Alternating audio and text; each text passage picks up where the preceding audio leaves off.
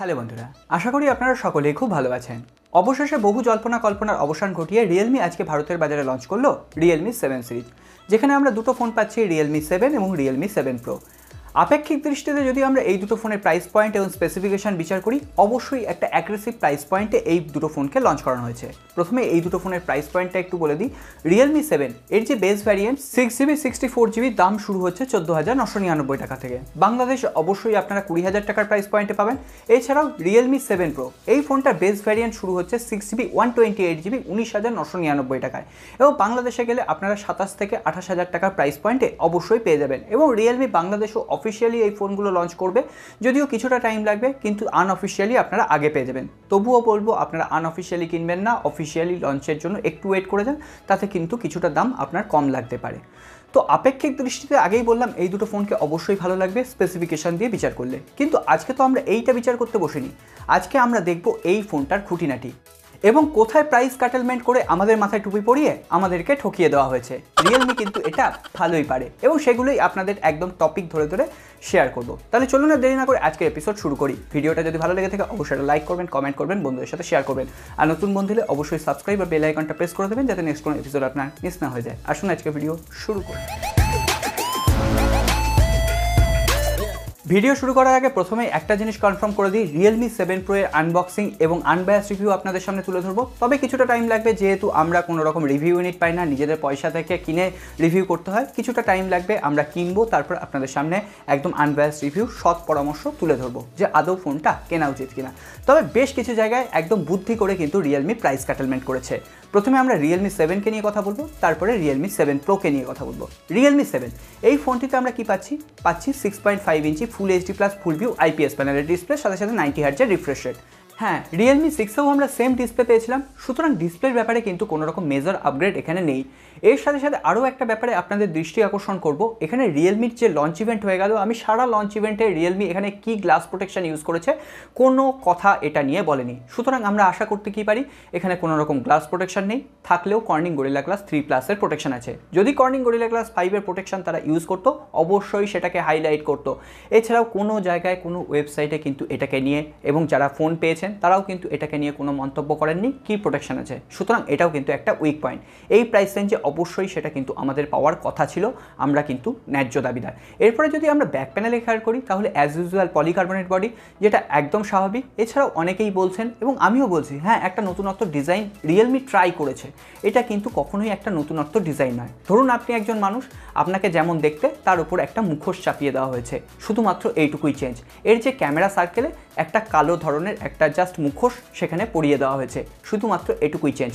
বাদ বাকি একই পলিকার্বনেট রয়েছে। হ্যাঁ, এখানে যে টেক্সচারটা অবশ্যই একটু আলাদা আছে, এছাড়াও কিন্তু আর কোনো রকম এখানে চেঞ্জ নেই। এরপরে বাদ বাকিটা তো অবশ্যই লুকস কেমন সেটা পার্সোনাল প্রেফারেন্স, অবশ্যই ফোনটা দেখতে ভালো, কিন্তু মেজর যে একটা লুকস চেঞ্জ হয়েছে এরকম কিন্তু আমার লাগেনি। আপনাদের কি মত অবশ্যই কমেন্ট করে লিখে জানান। এরপরে যদি আমরা পারফরমেন্স নিয়ে কথা বলি, তাহলে এখানে মিডিয়াটেকের হিলিও G95 প্রসেসর ইউজ করা হয়েছে, যেটা এই ফোনটির জন্য প্রথমবারের জন্য ইউজ করা হয়েছে, এবং এটাকে অবশ্যই হাইলাইট করা হয়েছে। কিন্তু একটা কথা মনে রাখবেন, এই প্রসেসরটার অরিজিন কিন্তু এই মিডিয়াটেকের হিলিও G90T। আপনি যদি একজন নর্মাল ইউজার হন, তাহলে কিন্তু কোনো রকমভাবে এর ডিফারেন্স আপনি একদম বাস্তব যে ইউজেসে খুঁজে পাবেন না। হ্যাঁ, আপনি খুঁজে পাবেন না, তো সেক্ষেত্রে গেমাররা কিছু খুঁজে পেতে পারেন। যদিও এখন তো পাবজি ব্যানই হয়ে গেছে, আর পাবজি আমরা রিভিউ করে আপনাদের সামনে দেখাতে পারবো না। এটা একটা ভালো দিক হয়েছে, এখন শুধুমাত্র ফোনের পারফরমেন্স পাবজির উপর নির্ভর করবে না। এর সাথে সাথে UFS 2.1 স্টোরেজ টাইপ আছে, DDR4X র্যাম আছে। পারফরমেন্সের দিক থেকে হ্যাঁ একটা আপগ্রেড বলতে পারেন, তবে আকাশ আর পাতালের কোনো আপগ্রেডেশন কিন্তু এখানে নেই। এরপরে যদি আমরা ক্যামেরা সেকশন নিয়ে কথা বলি, তাহলে এখানে 64 মেগাপিক্সেলের প্রাইমারি ক্যামেরা দেওয়া হয়েছে, যেখানে সনি IMX682 সেন্সার ইউজ করা হয়েছে। এটা একটা মেজর আপগ্রেড বলতে পারেন। এতদিন পর্যন্ত রিয়েলমির নাম্বার সিরিজে আমরা স্যামসাংয়ের সেন্সার পেয়েছি, এখানে তারা সনির সেন্সার ইউজ করেছে। এটার জন্য অবশ্যই একটা প্রশংসা জানাতে হয়। হ্যাঁ, যেটা সত্যি কথা, যেটা অরিজিনালি তারা করে দেখিয়েছে, অবশ্যই সেটাকে প্রশংসা জানাবো। এর সাথে সাথে 8 মেগাপিক্সেলের ওয়াইড অ্যাপার চ্যালেঞ্জ, একটা আছে 2 মেগাপিক্সেলের ম্যাক্রো লেন্স, 2 মেগাপিক্সেলের black and white portrait lens. এখানে আপনি নিজের ছবিটাকে কালার রেখে যে ব্যাকগ্রাউন্ডটা রয়েছে সেটাকে ব্ল্যাক অ্যান্ড হোয়াইট করতে পারবেন। অ্যাকচুয়ালি গুগল ক্যামেরায় আমরা কালার পপ আপ যে অপশানটা পাই, সেটাকে এখানে একটা পোর্ট্রেট লেন্স দিয়ে করে দেখানো হচ্ছে। এটা নিয়েও তেমন কোনো এক্সাইটেড হওয়ার কারণ নেই। এর সাথে সাথে আপনার জন্য থাকছে 16 মেগাপিক্সেলের একটি সেলফি ক্যামেরা, যেটা আমরা Realme 6-এ পেয়েছি, এবং এর ব্যাক ক্যামেরা দিয়ে আপনি 4K ভিডিও শ্যুট করতে পারবেন আপ টু 30 FPS-এ, এছাড়াও 1080p আপ টু 60 FPS-এ ভিডিও শ্যুট করতে পারবেন। তো সেক্ষেত্রে এটাতেও কোনো মেজর ডিফারেন্স নেই। এছাড়াও এখানে আলট্রা ইমেজ স্টেবিলাইজেশন দেওয়া হয়েছে, যেটা EIS-এর থেকে একটু ইমপ্রুভ, Realme নিজেকে ইমপ্রুভ করেছে, OIS-এর সঙ্গে কিন্তু এটাকে কম্পেয়ার করা যাবে না। তো আমরা শুধুমাত্র এখানে ক্যামেরা সেন্সারে একটা বড় ইমপ্রুভমেন্ট দেখতে পাচ্ছি। এরপরে যদি ব্যাটারি সেকশন নিয়ে কথা বলি, এখানে 5000 mAh এর ব্যাটারি 30 ওয়াটের ফাস্ট চার্জার অ্যাভেলেবেল আছে, যেটা এই ফোনটিকে মোটামুটি 65 মিনিটে ফুল চার্জ করে দেবে। এটা কিন্তু এখনকার দিনে নর্মাল একটা স্পেসিফিকেশন বলুন বা নর্মাল একটা ফিচার্স বলুন, এটা নিয়েও অতটা উত্তেজিত হয়ে লাভ নেই। সুতরাং এখানে আপগ্রেড আমরা কি পাচ্ছি, ওই স্যামসাংয়ের সেন্সার থেকে সনির সেন্সার 64 মেগাপিক্সেল। এছাড়া তো আমি আর খালি চোখে কোনো রকম আপগ্রেড দেখতে পাচ্ছি না। অবশ্যই Realme 7-এর আনবক্সিং আসবে না, Realme 7 Pro এর আনবক্সিং আসবে, যেহেতু একটা নতুন টেকনোলজি সেখানে ইউজ করা হয়েছে। অবশ্যই এটার জন্য একটু ওয়েট করুন, আনবায়াসড রিভিউ আপনারা পাবেন। এরপরে আমরা কথা বলবো Realme 7 Pro নিয়ে। এখানে আমরা কি আপগ্রেড পাচ্ছি সেগুলো নিয়ে কথা বলি। এখানে আমরা পাবো 6.4 inch full HD plus full view super AMOLED display. হ্যাঁ, এটাই কিন্তু অবশ্যই একটা আপগ্রেড। Realme তার নাম্বার সিরিজে প্রথমবারের জন্য অ্যামোলেড ডিসপ্লে ইউজ করছে। যদিও একটা জিনিস আপনাদের ক্লিয়ার করে দিই, এখানে অ্যামোলেড ডিসপ্লেতে কোনো রকম HDR10+-এর সাপোর্ট নেই। তবুও বলবো স্যামসাংয়ের ডিসপ্লে ইউজ করেছে, ভালো করেছে। কিন্তু আমরা Realme 6 Pro a glass body design পেয়েছিলাম, আর এখানে Realme দিয়ে দিল পলিকার্বনেট বডি, এর সাথে সাথে পলিকার্বনেট ফ্রেম।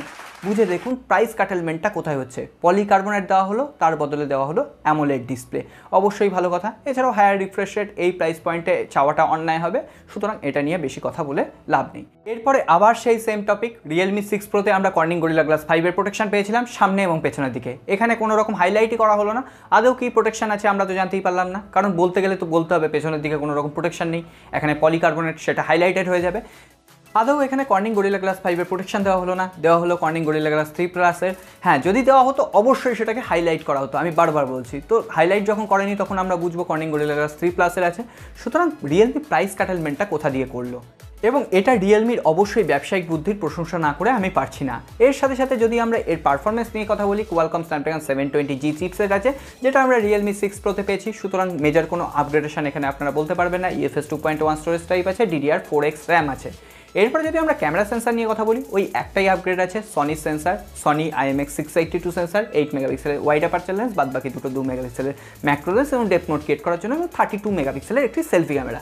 আমরা Realme 6 Pro-তে কি পেয়েছিলাম, 32 + 8 মেগাপিক্সেলের একটা ওয়াইড অ্যাপারচার লেন্স পেয়েছিলাম সেলফি ক্যামেরার ক্ষেত্রে। এখানে সেটাও কিন্তু কেটে নেওয়া হলো। এখানে যারা ব্লগিং করতে যাবেন তাদের কিন্তু এই Realme 6 Pro-ই ভরসা, কারণ ব্লগিং যারা করেন তারা জানেন যে সেলফি ক্যামেরায় ওয়াইড অ্যাপারচার লেন্স যেটা দেওয়া হয় সেটা কতটা কাজের জিনিস। তো সেক্ষেত্রে এটাও কিন্তু আপনি এখানে পাচ্ছেন না, এটাও কিন্তু প্রাইস কাটেলমেন্টে চলে গেল। এছাড়াও ব্যাক ক্যামেরা দিয়ে আপনি 4K ভিডিও, এটা আর আমি রিপিট করছি না। এরপরে যদি আমরা ব্যাটারি সেকশন নিয়ে কথা বলি, তাহলে এখানে 4500 mAh এর ব্যাটারি রয়েছে, এবং এই প্রাইস পয়েন্টে 65 ওয়াটের একটা ফাস্ট চার্জার Realme প্রোভাইড করছে। এটার জন্য অবশ্যই একটা বিগ থামস আপ। হ্যাঁ, এতক্ষণ নিন্দা করলাম, এইটা অবশ্যই একটা ভালো কাজ করেছে, কারণ এইটার চার্জিং টেকনোলজি যেটা প্রথমবারের জন্য আসছে, সেটা 20,000 টাকার প্রাইস পয়েন্টে Realme অসাধারণ কিছু সত্যিই করে দেখালো।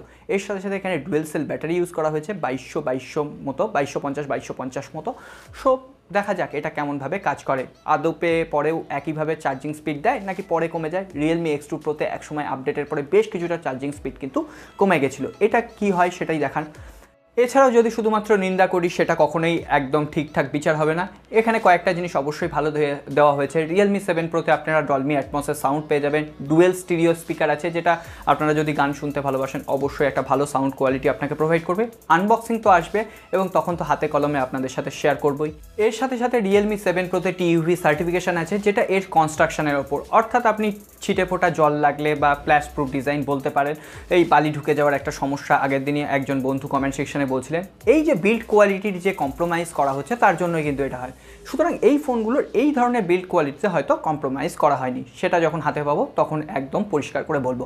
তো এইটা ছিল আমার ফার্স্ট ইমপ্রেশন। কেমন লাগলো আমি বেশ খুঁটিয়ে খুঁটিয়ে বিচার করে আপনাদের সামনে তুলে ধরেছি। আপনাদের কি মত অবশ্যই কমেন্ট বক্সে লিখে জানান। তো এতগুলো জায়গায় আমাদের কম্প্রোমাইজ করে আমরা কি বেশি পাচ্ছি? হ্যাঁ, Realme 7 Pro-তে আমরা অ্যামোলেড ডিসপ্লে পাচ্ছি, 65 ওয়াটের একটা ফাস্ট চার্জার পাচ্ছি, যেটা হিউজ একটা ইমপ্রুভমেন্ট বলতে পারেন।